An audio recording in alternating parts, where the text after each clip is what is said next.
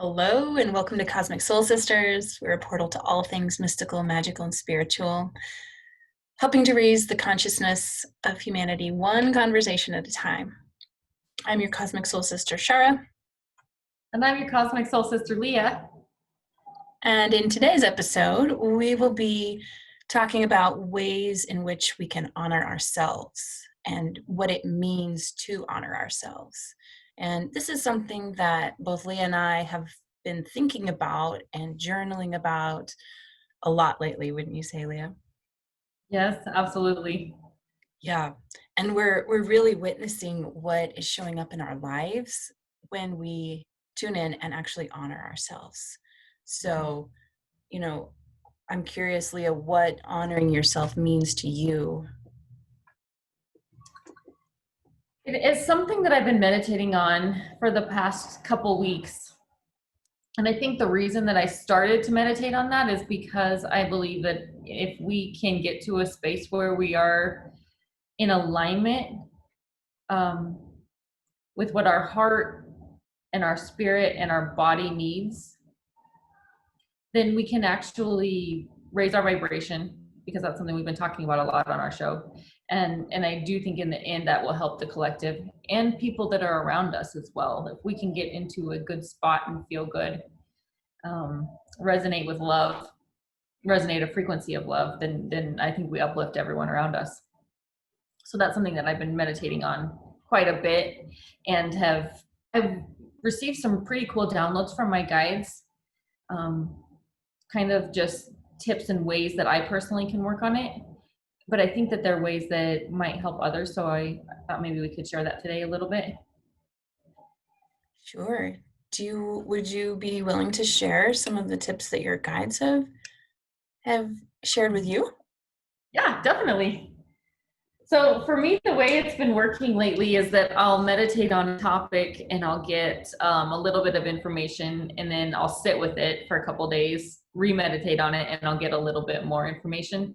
So like in this instance anyway, it didn't just come all at once in one session. It's been over the last couple weeks that I wanted it to sit inside of me so that I could really see the ways in which it would fit into my life.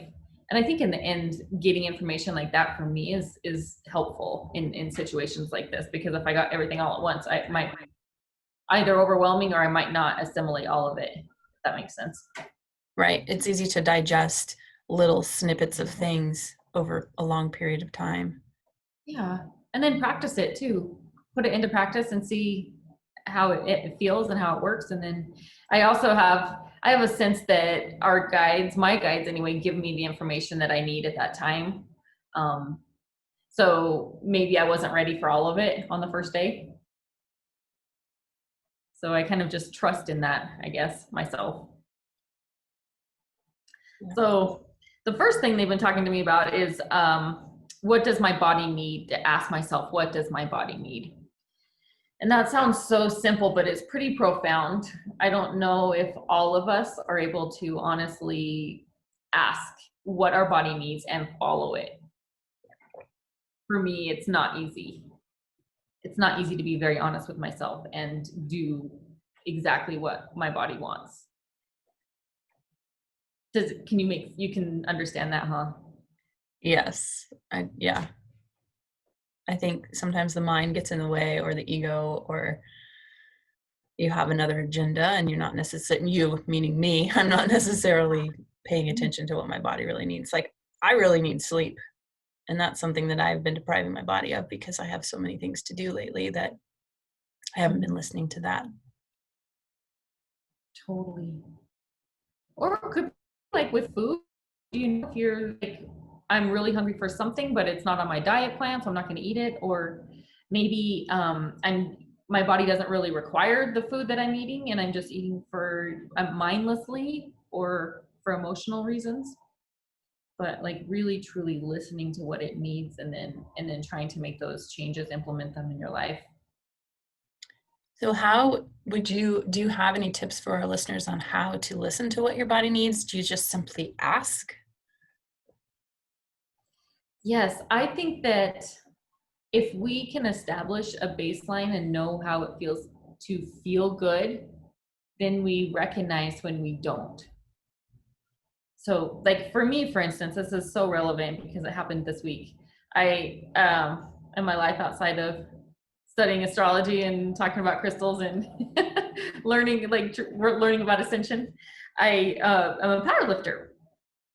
So I train at a pretty high level. I compete at a high level, and I have a coach who doesn't, he lives in North Carolina, so I don't get to see him in person.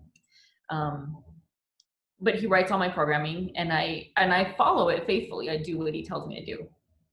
But sometimes you can see why that would be opposing what my body might want sometimes, because especially towards the end of our blocks, I have to work really hard, and sometimes my body doesn't want to do it. So I struggle with that, trying to be mindful of what my body needs with trying to compete at a high level in athletics. So I don't know, at this point in my life, it's hard for them to both to coexist, if that makes sense. So this week, I told my coach that I needed a deload week, which means that we back off on training a lot. I basically take a break. I told him I needed it. I could feel that my body was feeling really run down. In fact, you and I were hanging out over Thanksgiving, and I was like, I don't know what's wrong with me. I might be getting sick because I felt so lethargic. But I think a lot of it had to do with my training, and I just needed to take a break from it. Told him I needed that break, and he still gave me more work. As all good coaches do. Because he wants me to be the best, and I love him and understand that, and I respect him for that. But at the same time, I'm also trying to respect myself. So it's hard. It's really hard. But this week I decided, just even though he told me to do that, I didn't listen. I listened to my body. Yay. And I took several. I did, and I feel so much better. I'm so proud of you, Leah. That's awesome. I know I'm a little rebel, right?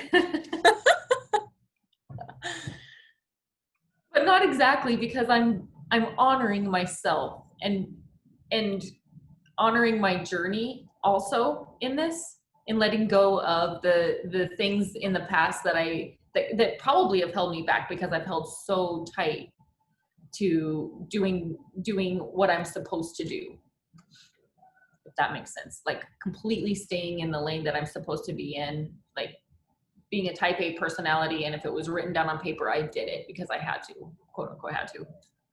But I think for my spiritual journey personally, I think that being able to let go of some of those paradigms is just going to help me grow spiritually. Absolutely. And I do agree with what you were saying earlier too, about if you're raising your vibration, then the rising tide lifts all ships. And so we are in raising our vibration, we are lifting the others around us in the collective. So totally. So for our listeners, what would you say are some ideas so they know what it feels like to listen to their body?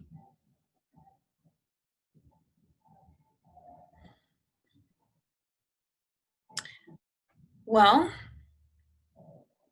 I would say pausing, taking a moment to pause and really check in and see how you're feeling.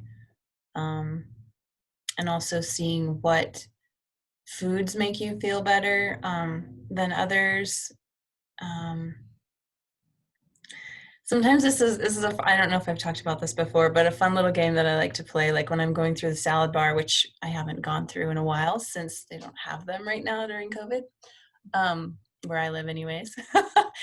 But I will go through and there will be all these things that look so amazing to my eyes. And I'm like, oh, I want this and this and this. And then I'm like, wait a minute, play the game, Shara. What does my body want? And I'll close my eyes and then I'll open them, and like something else will stand out to me and I'll put it on my plate. And it's something that I probably never would have picked on my own. So it's kind of fun to just ask your body like that and close your eyes and get out of your mind and out of your head and just go with your heart. What is your heart leading you towards? Heart and intuition, right? Mm-hmm. On the flip side of that, your body might require movement too. Oh, And it might require a different movement than you're expecting that day. You might be like, I'm going to do yoga today, but you're like, that doesn't sound good. I want something hard. I want to go for a run, you know? yes.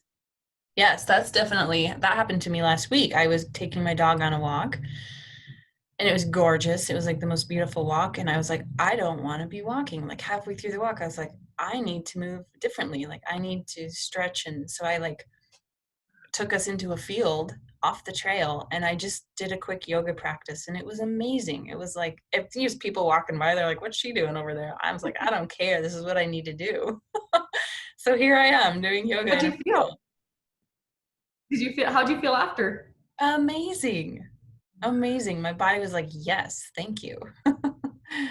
So So it really is checking in with how you feel. And if you're feeling any resistance in any way, it probably is something that needs your attention, right? If you're like, I'm going to go for a walk because I said I'm going to go for a walk and I got my dog and I'm in the field and now I'm going to go for a walk, but you're feeling resistance, like you're feeling like, hey, this doesn't feel right. It doesn't mean you have to push through it. You can drop down in the field and do your yoga if you want to, right? It's the resistance, I think, that's a really, really important indicator in lots of ways that something's not right and that I need to, course correct. right. And I would also say, in addition to resistance, sometimes, I don't know if you have this too, but there's this indecision for me when I'm, Oh my for gosh. example, deciding which hike to go on. And I can't decide between these three trails. And that's, I kind of get to this point where I'm frozen and I can't make a decision. That's to me an indication, well, do you need to be going on a hike? Maybe you need to be doing something else. Maybe my body is asking for something else. And if I can tune into that, maybe I stay home and I turn on the music and I dance really crazy like, and that's what I needed. Right. It's like, is it a hell yes? Oh, yeah. Or, yeah, that's awesome. Very good. So that's one of the first piece of wisdom that my guides have prompted me towards. And I worked on that for a while, and I do feel like I was successful this week in integrating that. So Kudos to you. they're proud. They're probably like banging their head on the wall by now. Leah, listen up. Another thing that they would like me to work on is where could I institute boundaries? So for me, that's definitely saying no instead of yes. Like if I don't want to say yes, I should say no. And that's huge, right? Is that huge for you too? Absolutely. And this is something that I've struggled with my entire life. And I know that it's been a challenge for you as well. And I would assume that it's a struggle for a lot of empathic people. You have this tendency to be a people pleaser and always say yes to everything. And then inside you have this, like, I have this just fire that's like, no, why did you say yes to that? And so it's like this internal conflict where I'm struggling because I said yes, but inside I'm like, no. So yeah, I really been struggling with that my whole life, but I'm happy to report that this week I really honored myself. And I had a client call me actually yesterday at 9 a.m. and she said, "Are you ready to jump on the Zoom call?" And I said, Wait, "What Zoom call?" What's that? Wasn't that your day off yesterday? It is. Yeah. I took Friday off yesterday. And so she called and said, are you hopping on the Zoom? We're all waiting for you. And I was like, what? All of our emails this week, we had talked about next Friday at 9 o'clock. And she's like, well, they're all waiting for you. Can you just get on? And I just sat there for a second. I'm in the middle of rushing my kid to school. I'm not in a space. I don't have the drawings in front of me. I'm a landscape architect. So I was totally not prepared for this impromptu call with an entire team of architects and clients. And interior designers and everything. So I was like trying to figure out in my head, how could I possibly get on this call in this moment? And I said, I'm sorry, we're going to have to reschedule. And there was literally every cell in my body was like singing for joy because I was able to stand up for myself in a sense. And, I'm a team player. Yes, I would love to get on the call, but I was totally ill prepared. And quite frankly, our meeting was scheduled for next Friday. So I stood in my power and I said, asked to reschedule, and she said, okay, fine. And now we're rescheduled and everything is fine. And I thought, gosh, how different would my life be if I did this all the time? Yeah, Not like that's saying, so wonderful. yeah, yeah. So it's kind of like listening to your body as well, but it's really just standing in your power and showing up for yourself and boundaries, right? Pinky finger boundaries. Yes. It's huge. It's huge. I love that. That's an awesome example.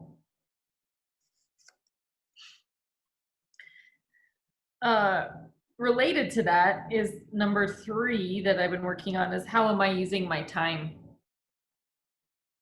So often we're like, we're always so busy, we don't have time to do the things that we want to do. But sometimes I think, am I wasting my time somehow during the day? Like, is there ways that I can change my day so that I actually have the time to do the stuff I want to do? That might mean taking things off my plate.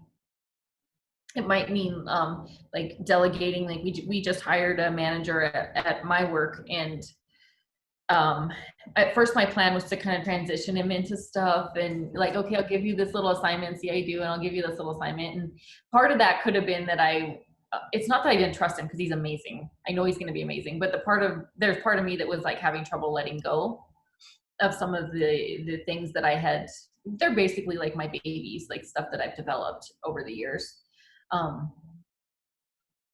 And I knew that no matter what, it was going to be better because he's so passionate about it.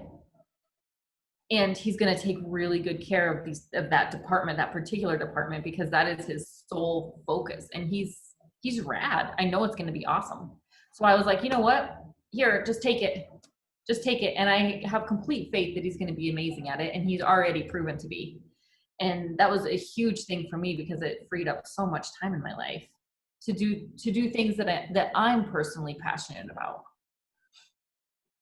So a lot of it just had to do with being okay letting go of some of those things that were not things that I necessarily wanted to do, but I still was holding on to for some probably 3D purpose. I don't know why I was holding on to them, but it feels good to let them go.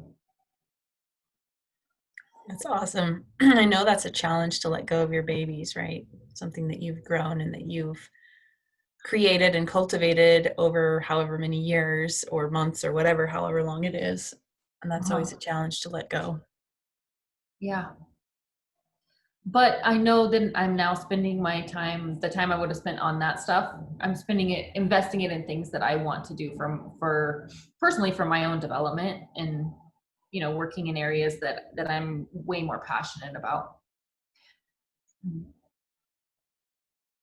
I would say for me, along those lines of what can I let go, I've really been thinking a lot lately about that as I do my monthly visioning. I do that at the beginning of every month. I do action plan visioning for what I want to create that month. And this month was really letting go of, this sounds silly, but social media is a huge time suck for me. I can go down a rabbit hole researching things and 20 minutes have gone by or longer. And so for me, it's really, I'm going to set some boundaries around limiting my time on social media and on things that don't potentially help and assist in my growth, my spiritual growth and the things that I'm actually passionate about right now too. So frivolous things too. Maybe they're not that frivolous, but you know, do I have to have a spotless floor all the time? Oh, I gave that up a long time ago. Oh, Yeah, it's impossible with a dog. But yeah. and a 4-year-old too. Yeah. But no, that's so true. You know, what can I let go of around my house?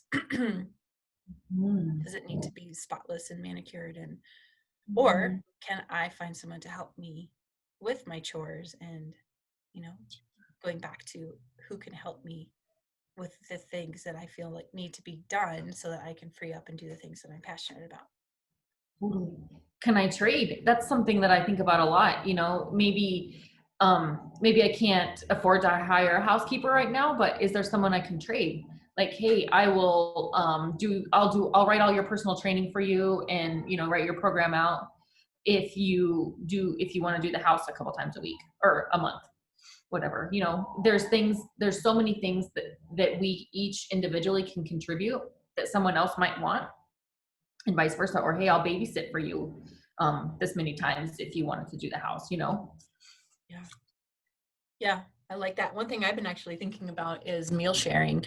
So making a big meal, like a double batch of something, and then sharing it with a friend, and then they do the same for you. So then you're getting extra meals that are home cooked and delicious, and you're giving, which feels good, but you're also receiving, which feels good, and then freeing up your time because you don't have to cook that one night because someone has gifted you a meal. I love that. Is that something you would institute in your town? Um, Gosh, I hadn't thought about it like on a global, like a large scale, but not global, local scale, but just with friends, you know, like, hey, I'm making this tonight. Do you want to trade? Just with a friend, you know. I think that's an awesome idea. I love that. Yeah. Okay, so fourth thing, my fourth item. Oh, this is big. Do I give myself permission to experiment or make mistakes? So I don't know if this is me or if it's a lot of our society, but we're kind of, I feel like I'm condemned if I make a mistake, almost so much that I don't feel creatively as free. So like it might just be me, but I'm afraid of doing the wrong thing. Like kind of trapped in my own perfection wheel, such that if I step outside of it, I'm afraid of making a mistake. You know what I mean? Right. What happens if you make a mistake? What's the worst thing that happens? Right. I learn and I grow. Right. Mm-hmm. But I think that I've been trapped in that for a long time, and it stifled my creativity. It stifled my expansion, just the lack of willingness to go outside of what I feel comfortable with. Mm-hmm.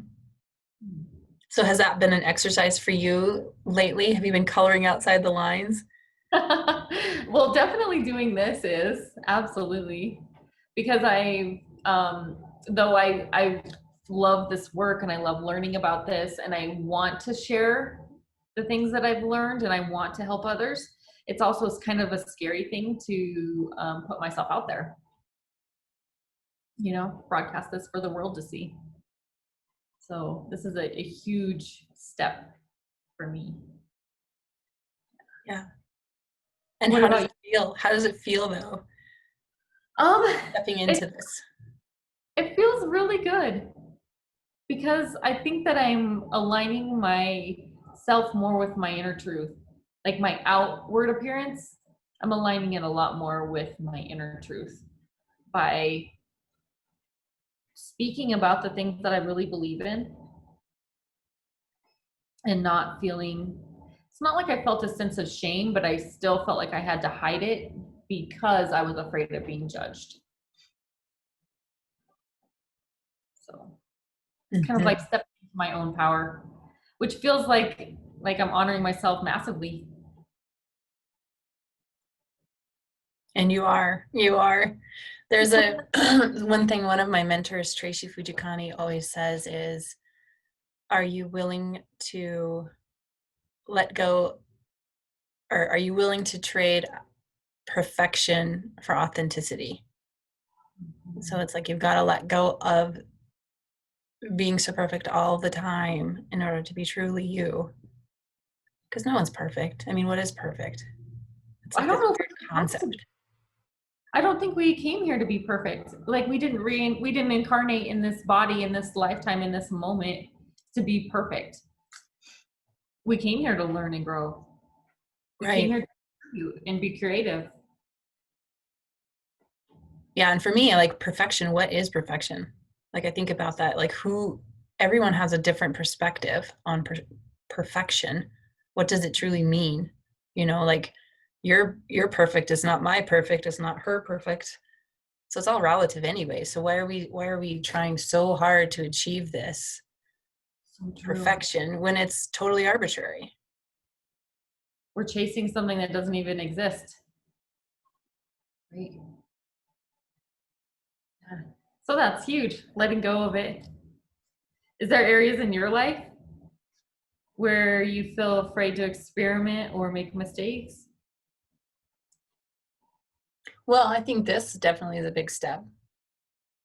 And for me, it's more like using my voice and sharing what I know and feeling like maybe I don't know as much as my teacher does, which obviously my teacher's been doing it for however many years and absorbing all of this information.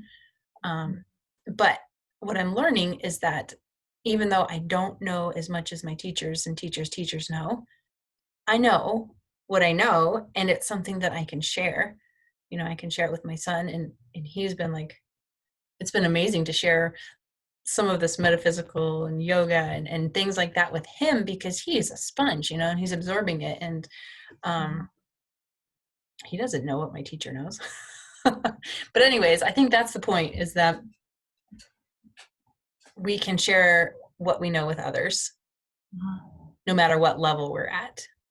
Yeah, absolutely. Because you have your own experiences and your own take on things, your own way of expressing them that might resonate with some people when maybe your teacher sharing the same information may not resonate. You know? Wonder if it has to do with like allowing not having others on a pedestal. Yeah, I can see that. Yeah. Are there any tricks to not do I that? would say recognizing that we all are equally important. It doesn't matter if you're, um, a spiritual guru that people have followed for decades, or if you're someone that's brand new to the topic. You know, you're still equal in value. Definitely in the eyes of the universe. Right. Because we are all divine, right? Absolutely. And there's also the piece that we are actually all part of the whole, you know? So if we are all one anyway, we're the same, right? Mm-hmm. Okay, fifth clue. Oh, this is good. Do I spend time healing through shadow work? And what I think they mean by that is really taking a deep dive into the areas of my life where I'm out of balance. So I'm out of alignment with source or divine, or just if I'm feeling any areas of stickiness or negative emotion, the lower vibrational states. Are there any triggers in my life that I see tend to bring me to those states? Fix them. You know, work through them. Is it trauma that's happened in my past? Is it negative beliefs that I just have playing in my head? What is it that's bringing me to that state, or that I'm allowing to bring me to that state? And then in that instance, what work can I do to fix that? So that's really good for all of us to work on, I think. Absolutely. Mm-hmm. Yep, we all come with some baggage and we all have beliefs, right? And some of them are limiting beliefs. And if we can work through those and, excuse me, if we can work through those, then I don't know where I was going with that, but It's basically just healing anything from either your past or from the stories you're telling yourself in your head that's holding you back. Right. So I think I've been on that. I've been working on that for quite a while. But it's a interesting way to think of honoring yourself. You know, it's basically just delving into the things in your life that might be bringing you down and making a conscious effort to heal them as a way of honoring myself. mm-hmm. How do you so if you have limiting beliefs, or well, let's just go with limiting beliefs, do you have any practices or tools that you use to break through those? Mm-hmm, totally. This is something that has worked really good for me. Is, I mean, I could just use this example. I'm not going to tell. I'm not ready to tell you 100% of everything that was like surrounding this example, but it was a prior relationship that I had that had a lot of trauma. And these were certain instances that I had kind of buried, kind of stuffed down. But through meditation, I was able to remember some of these instances because I think that they were pretty deep wounds that were still affecting me today. So I remembered these instances through meditation, and then I just literally sat with a piece of paper and wrote every instance that I could possibly think of surrounding this situation down.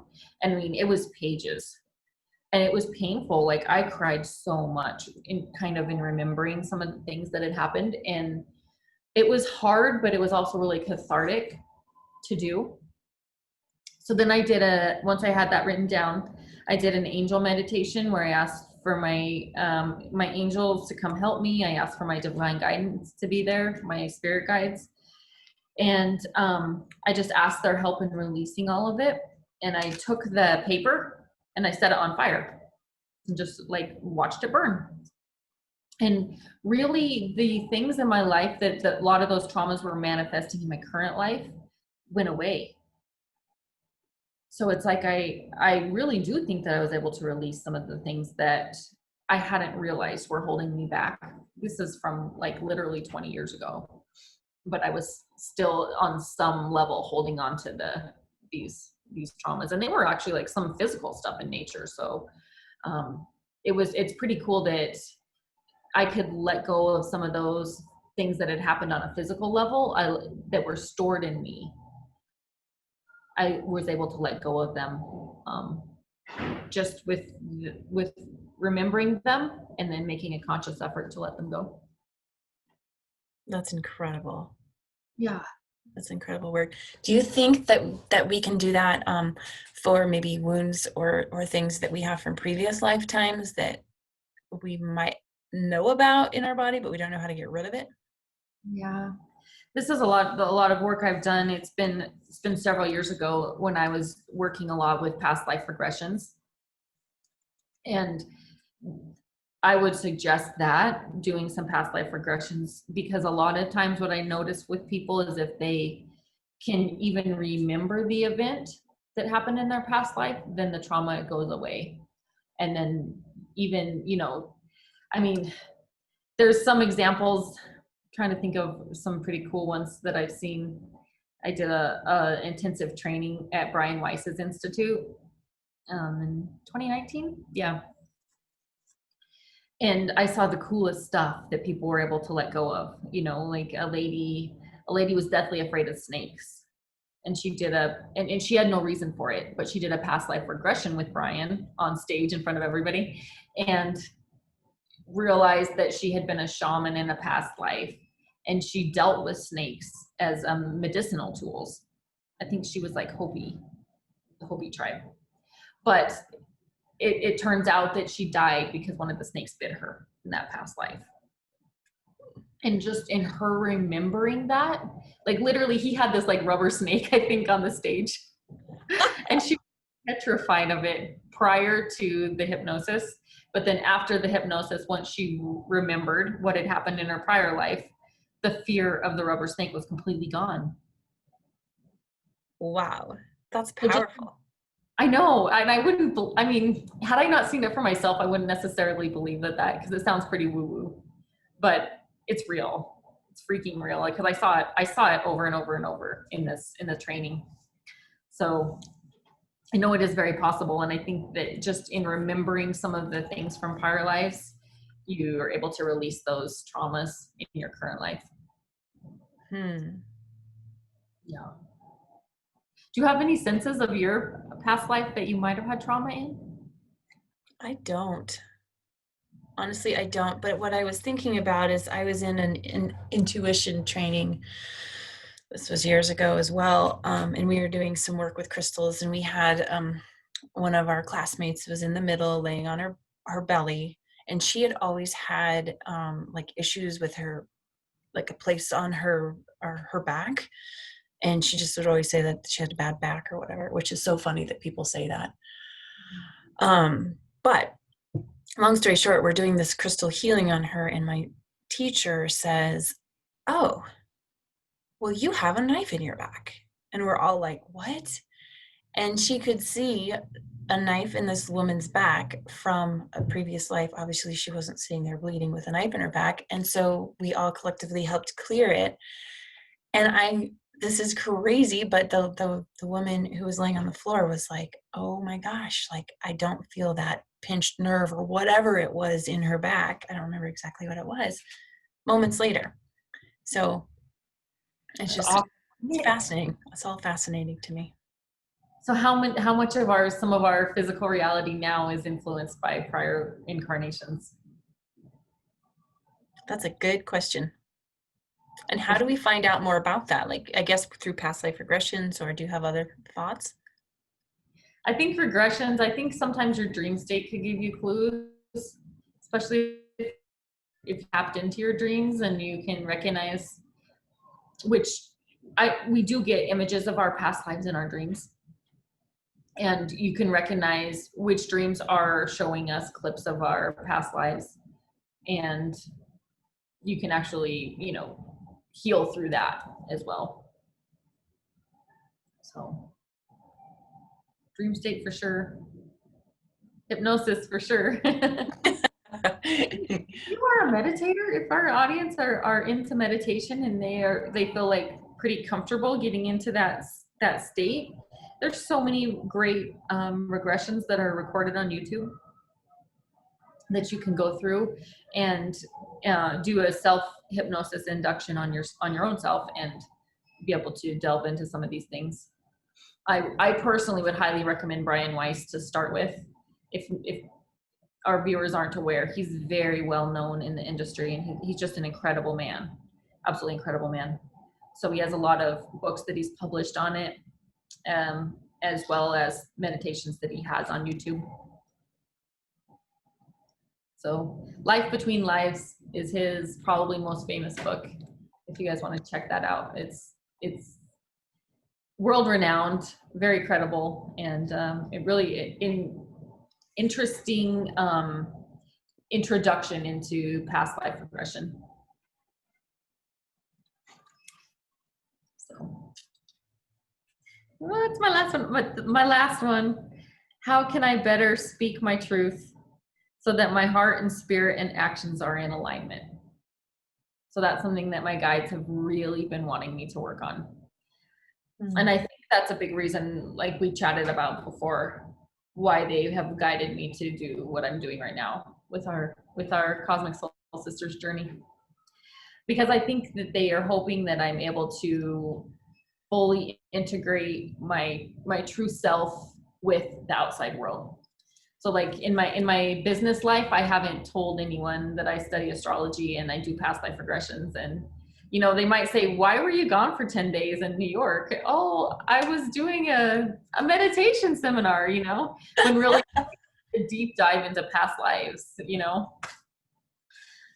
So I haven't really shared that with too many people in my circle, really. Just my close circle knows, my family and close. That's about it. My family. I know. Mom knows. I can't even say close friends, but this is like taking a big leap into it, just diving in to speaking my truth, and feels okay so far. Well, so I know that you were talking the other day, we were chatting, and you were saying how you had someone in your profession come to you in your office, and someone who knows nothing about, probably not even meditation, right? And I would say that's probably one of the first steps on a spiritual journey for some people. It seems to be the most non-woo-woo safe things, right? Because, CEOs of big companies talk about it, and there's a lot of hype about meditation right now, so that probably seems pretty safe. But anyways, he came to you. Would you share that experience? Yeah, definitely. He actually came in, was chatting with my husband because he said, I want to know how you stay so calm and grounded no matter what. Because I mean, we can all admit that the world right now is nuts. Everything that's going on outside is pretty nuts, right? That's If one thing you're we can all agree on. How cool is that? totally. But he's like, how do you stay so grounded? You don't get like caught up in anything, not he's never like he's not stressed out and it really does have to do with the spirituality that we've been embarking on the past couple years, lots of meditation, lots of connecting to divine source, lots of I don't know. My husband does crystal healing, which is really, it is pretty impressive because if you saw him, you wouldn't guess. He's like massive beard, bunch of muscles, He doesn't look like your typical metaphysical, I don't know if you could even label that, but. Right, and that's funny because why is there such a stereotype around like the metaphysical woo-woo people, right? Like that's a thing. And Very good, why? Why is that a thing? very good point. I need to not play into that anymore because it shouldn't be there. A stereotype. Right. Let's just let that one go. Like it. Okay, anyways, back to your story. He comes in and he's talking to your Comes husband. in and asks us about this, and I said, we were talking about vibration. We were talking about basically the frequency, like the podcast that you and I did a couple weeks ago. I said, why don't my sister and I have this podcast? I'll send it to you. And he was like, wait, you have a podcast? What are you talking about? And I was like, you know what? It feels right. I am totally going to share this with this gentleman. He's a very good person. And I really think that he's going to benefit from it quite a bit. So I just I let the cat out of the bag.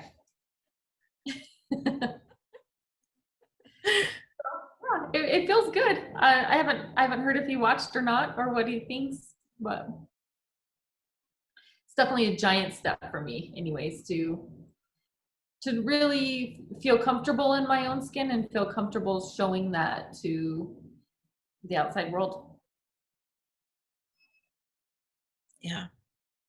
The way I look at it is I kind of feel like we're little kids again, and we're like gathering people and we're holding their hands and we're like, come, let's go do this thing. Like, we just found the most amazing river or whatever. Let's go look at it together. And it's gold and it's glimmering and it's like this amazing journey, right? That we're literally just starting to embark on, honestly. That's for me anyways. And so it's And cool to bring people along. getting to meet really cool people along the way and talk about their perspectives, getting to interview people. That's just, to me, the best thing. I love it. I love connecting to others that have really cool ideas too. Absolutely. So much to share in so many different ways. So the one thing that I wanted to share real fast, and I know we wanted to talk about the throat chakra as well, right? If we have time. Yeah. um, The one thing I've been telling myself is the more I share my love light, I provide bridges to others towards love light and towards a higher vibration. And it encourages them to honor who they are as well. I love that. Yeah. I love that. Kind of a mantra I've been living by.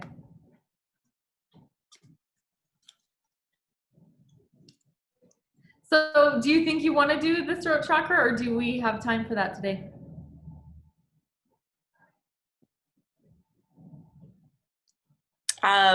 We can, yeah, sure.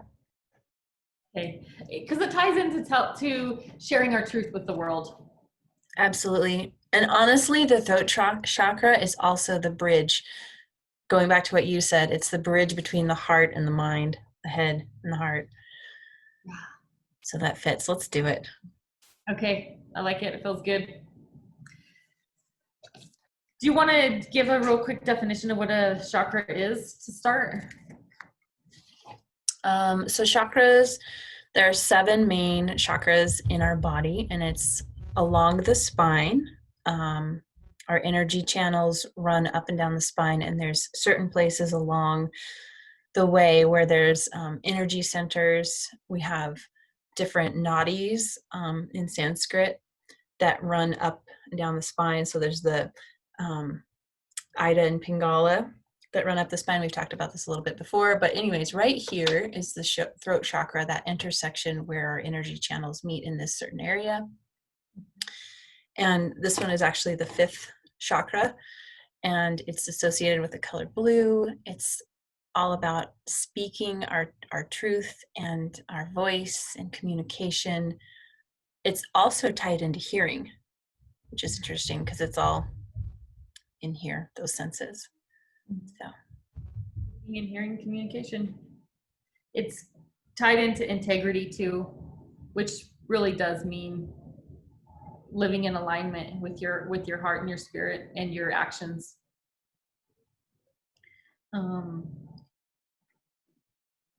Communication of your true soul essence. So when people talk about your soul essence, it's expressing who you are on a soul level. And that doesn't have to be through words. It could be through gardening or art or music or just anything, any way that you're able to truly express your soul essence in a joyful way. right, we're not talking about expressing ourselves in ways that harm others. We're talking about the good of all. Yes, yeah. So if the chakra seems to be blocked or out of alignment, what are some ways that we might know that? How might that manifest? Well, for me personally, I'll get a lump in my throat and I won't be able to like express what I want to express. So you might actually have a physical sensation in your throat area that manifests. Like a frog in your throat type thing? Yeah, yeah, yeah. Or, you know, I think if you're underactive in that area, you might have suppressed feelings or fear of expression, or, you know, a general fear of offending others, or you might be shy or have like poor rhythm is actually an interesting That is interesting. underactive. Yeah. But then also if you're overactive in that area, you might talk a lot, or you might stutter, or you have this inability to listen because you're overactive in that area. Cool. Do you have any suggestions for people of how to balance that area, that chakra? Could I talk one thing about like physical manifestation besides like feeling a frog in your throat? Yeah, definitely. So some people might have like problems in their nasal area or their teeth or their gums. So irritated sinuses or like jaw pains or TMJ. Tightness. Or also with the ears. You might have issues with your ears or your voice or your tonsils. It's all in that area. Thyroid, yeah. Mm-hmm. So some things that we can do. I think mantras, if you say, I'm speaking clearly and truthfully with grace and ease, or there's the sound G on the musical scale. So sound healing with G. I know there's also a lot of crystals that you can use, and aromatherapy. So like birch or lavender, oregano are really good for the throat chakra. What would you do with the aromatherapies? Like put them in a diffuser, or? You could put them in a diffuser, or I like to put a few drops on my feet. For me, I have super sensitive skin, so I will put a few drops on my feet, or water it down, dilute it with with coconut oil. So you're not putting the raw oil on your skin. Some people it's fine. For me, I'm super sensitive to it, so that's what I do. And you put it on your feet, not on your throat? I do, yeah. But you could probably put it on your throat. I just feel like that's a super sensitive spot for me personally. Totally. I haven't tried it. I could try it.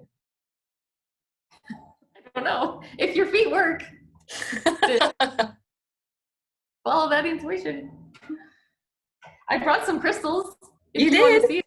Yeah. I did. I have a crystal for that.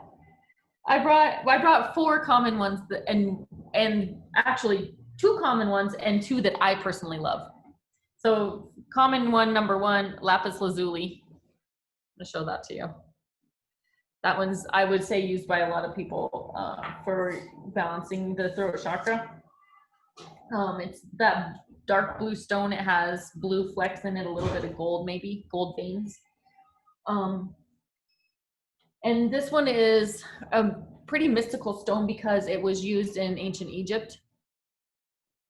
So it has really cool properties.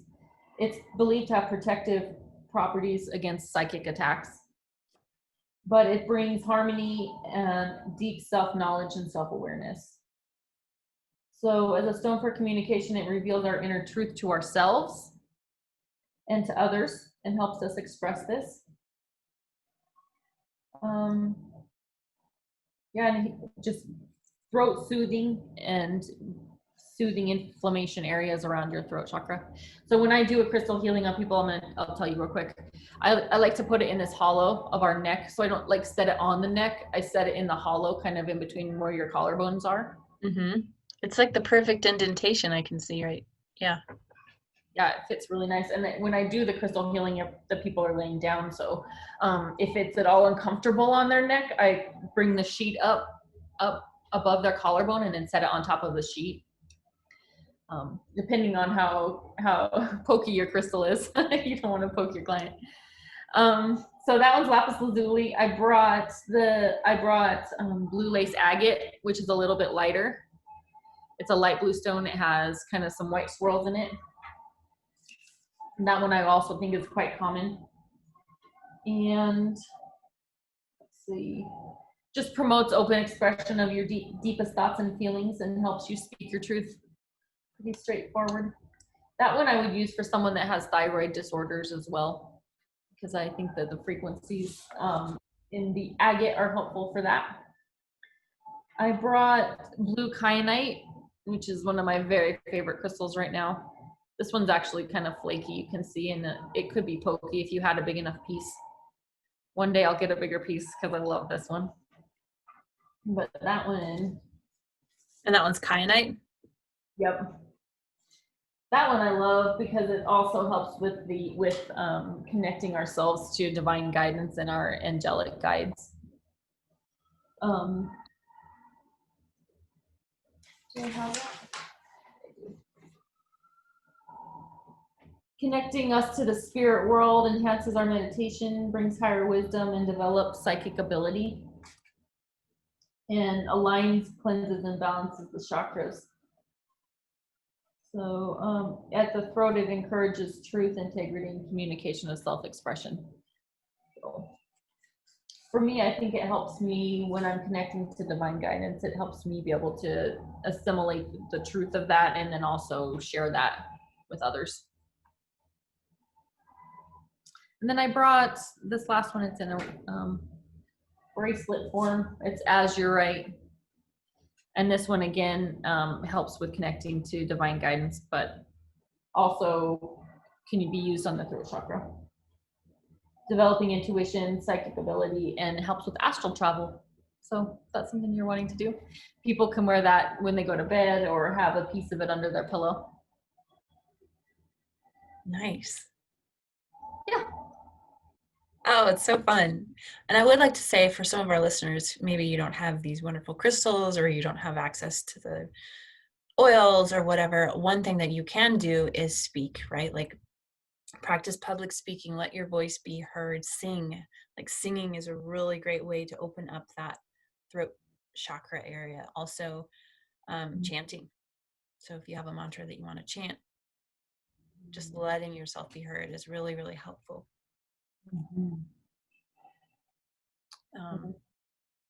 And also, I think one thing to note too is that